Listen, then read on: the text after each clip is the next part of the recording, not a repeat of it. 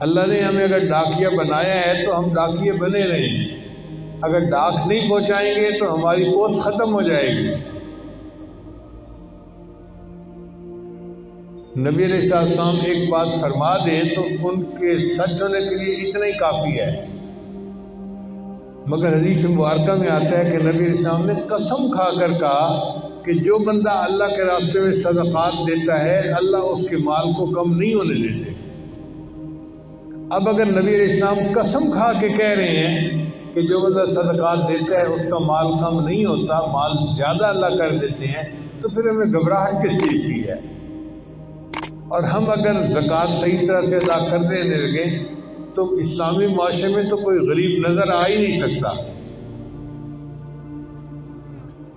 بہرحال یہ ایک فرض ہے اور اس کو ادا کرنے میں ہمیشہ فکر مند ہونا چاہیے، خاص طور پہ ان دنوں میں جن دنوں میں نبی علیہ السلام اس کی تعلیم دی ہے۔ یہاں پہ جو مجاہدے ہم کر رہے ہیں نا، آخرت میں اس کا اجر ملے گا ہمیں،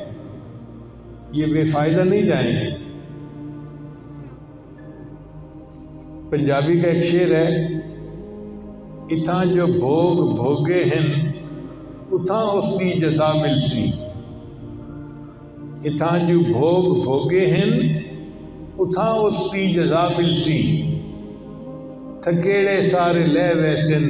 نبی ملسی خدا ملسی۔ جب ہم آگے جائیں گے